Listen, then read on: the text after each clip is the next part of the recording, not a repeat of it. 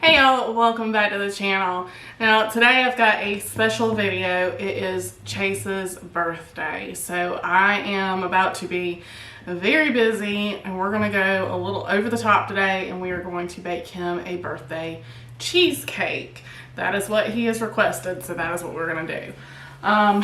If you saw the amount of ingredients on this side of the counter, it looks a little intimidating, but honestly, the recipe is pretty easy to follow along with. So I'm excited to get started. I actually have a million other things to do today. So I'm ready to get this into the oven and have this all ready to go for him, make it special. And then I'm also going to be doing a couple of kind of special toppings that he can choose from. We're going to be doing a plain cheesecake. And then if he so chooses, he can choose one of the toppings we're gonna make. So let's go ahead and get it started.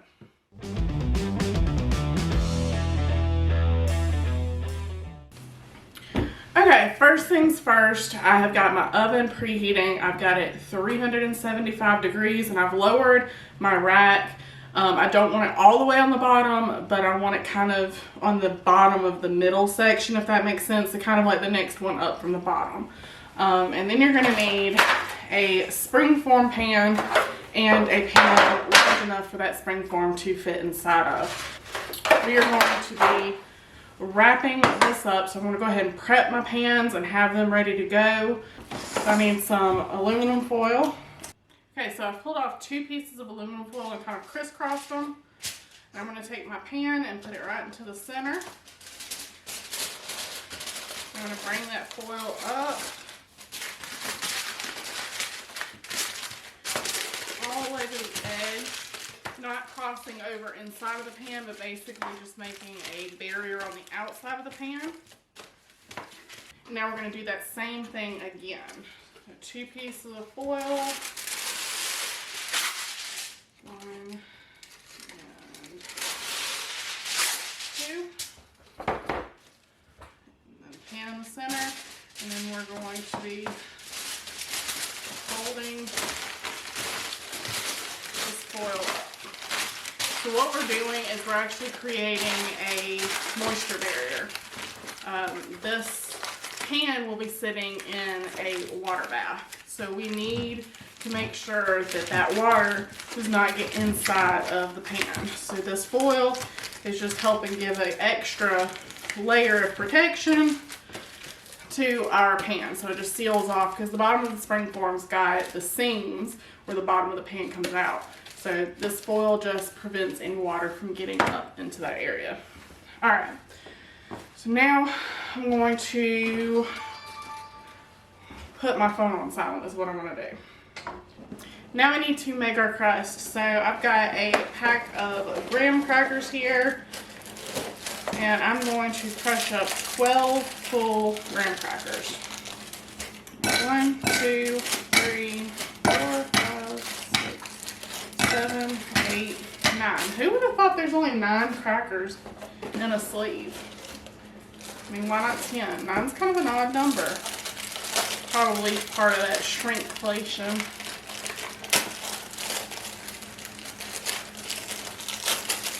Alright, so nope, that's a half. 10, 11, and 12. Okay.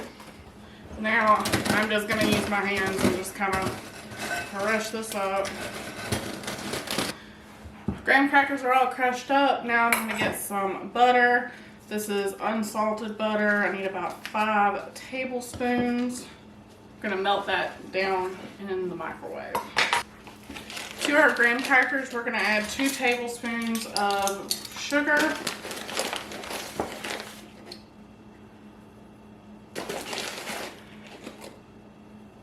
We're also going to add 1/8 of a teaspoon of salt. Mix those up together. Okay, and then pour in your melted butter.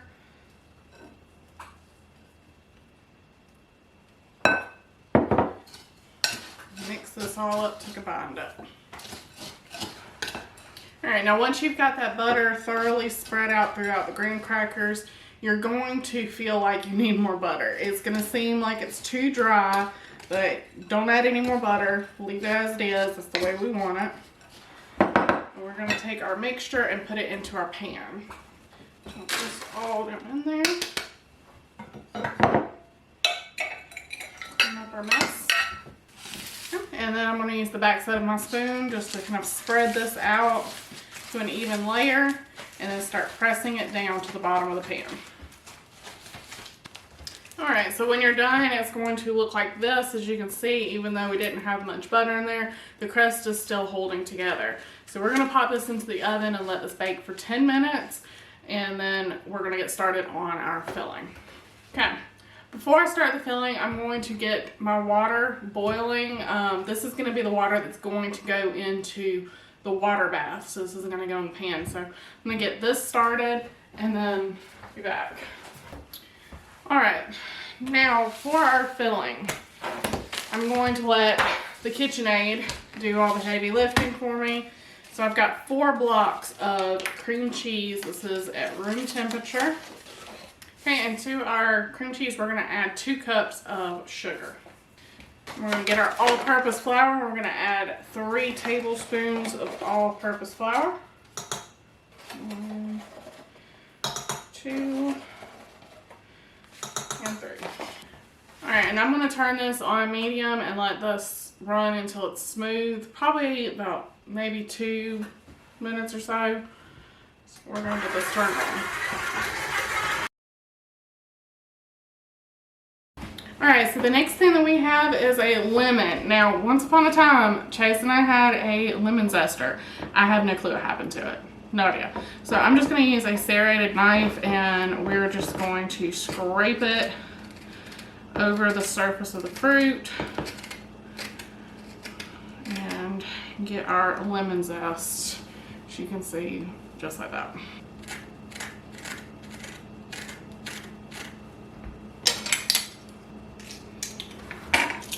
Alright, so we're going to add that into our mixture along with 2 teaspoons of the fresh lemon juice.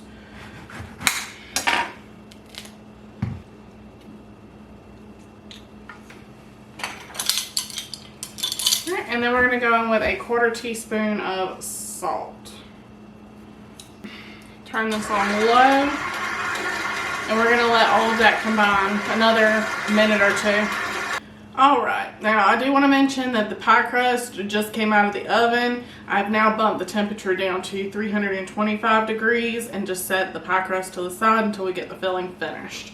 Next, we're going to add our eggs. I'm going to turn this on to low, and I'm going to add them one at a time. Wait for that one to get incorporated into the mixture, and then add my next one. We're going to do a total of 6 eggs. Alright, now I'm going to scrape down my sides. All my eggs are in. Okay, and our last ingredient to go into our mix is sour cream. We're going to add 1/2 cup. Alright, and one last time we're going to turn this on low and let that sour cream get mixed up, and then cut it off. We don't want to overmix. Okay, so I've got my pan with my baked crust in it. I'm going to set it into the larger pan. Now, as you can see, I've got some very, very, very hot water. I'm going to be using that here in just a second. But we need to get our filling into our pie crust. Pour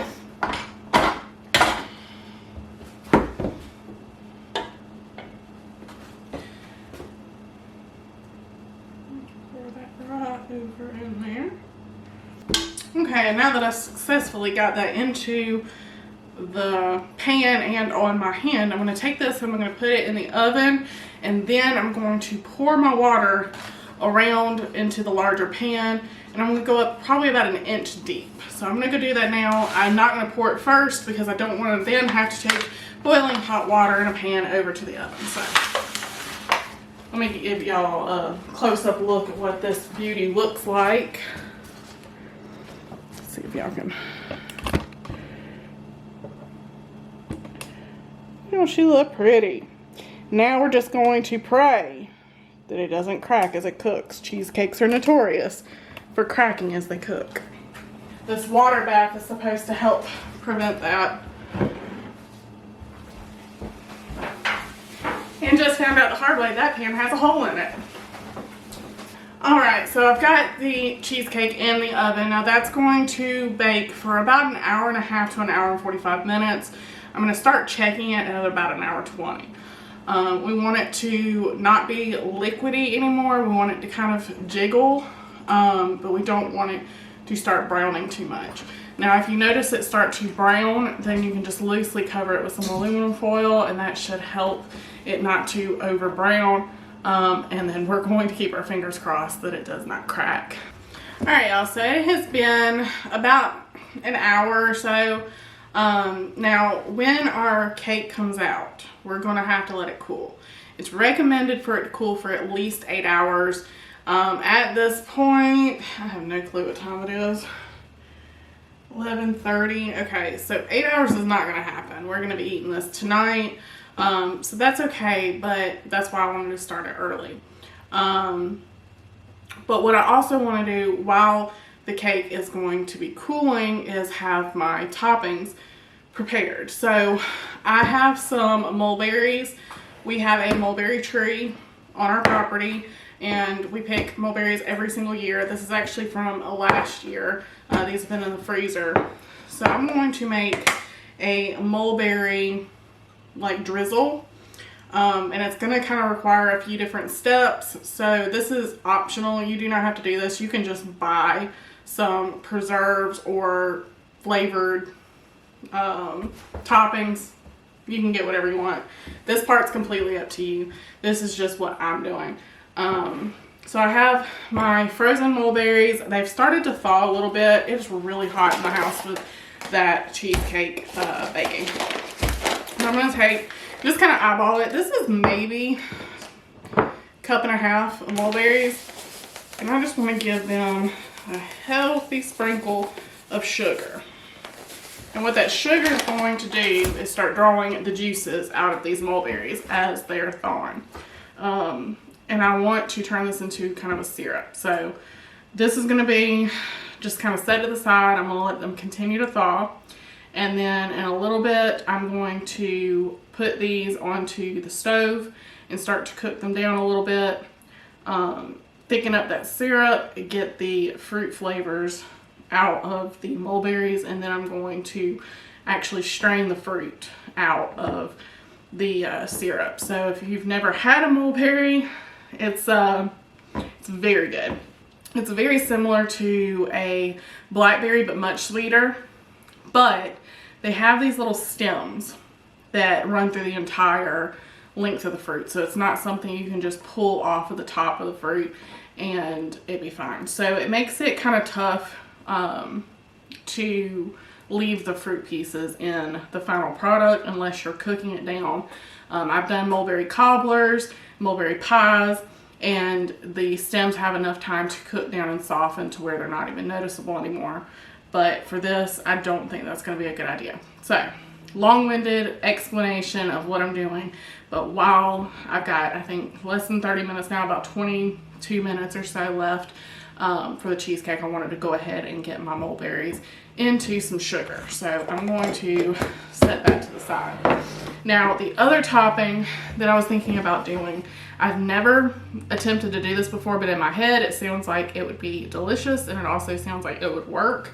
And that is to melt down some semi-sweet chocolate chips in a double boiler. So melted chocolate, but mix in some Eagle brand milk, some sweetened condensed milk, to make a chocolate version of this. This stuff is addictive, and Chase loves sweetened condensed milk. So I know that if he has the option to drizzle his cheesecake with some sweetened condensed milk, that would be great. So I'm going to use about half of this and add some chocolate to it to make a chocolate version. And then we're going to leave the other half plain in case he just wants plain. He may not want anything to top it off. I really don't know. I'm just trying to be a little extra since it is his birthday. Anyway, so at this point, no, we got like 19 minutes left on our clock for the cheesecake, and I will see you guys back whenever that timer goes off.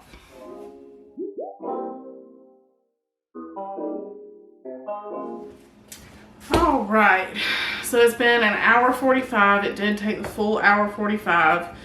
We just barely started to get a little browning on here. I was really close to throwing some foil over the top, but I think we're good. It did not crack during baking, but we are not out of the woods yet. So what I need to do is I need to get it out of this foil, because now I want to start the cooling process. So we want to take this off. Alright, so we've got it out of the foil. So now what I'm going to do is I'm going to take a clean knife and I'm just going to run it right along the very edge. And I want to release the cheesecake from the sides of the pan, because that would be the next thing that would cause some cracking. During the cool down, if it is stuck to the sides and then it starts shrinking down, it will cause cracking if it's not released.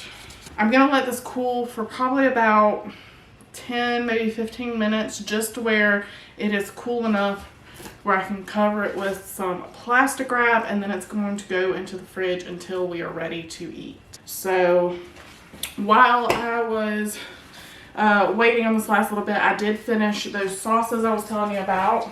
So now we have kind of a chocolatey topping that you can add on top of the cheesecake if you want. So that's an option if he should want something chocolatey. That's some good stuff. And then this is the results of our mulberries. So I did exactly what I said. I let the mulberries sit in the sugar while they were thawing, and then went on the heat and I simmered them with some more sugar, some lemon juice for a little bit. Then I strained all the fruit out, and we are left with just this really rich mulberry syrup. Now, this is still pretty hot, so I'm going to let this finish cooling down to gauge if that is thick enough. Right now it's still a little too runny for my taste, so once it cools down, if I feel like it needs to thicken up, I might add a little sugar and then put it back on the heat, or I may just put it back on the heat and try to reduce it down a little further. Either way. So those are going to be his two topping options, or you can have just plain cheesecake. Now, since this is a birthday, what am I trying to say? Since this is a birthday dessert, I'm not going to have the fortune of getting to cut into this and try it ahead of time. So I will try to remember to grab the camera and actually record when I'm slicing the cake. But if I forget, I'm sorry, but I will try to remember.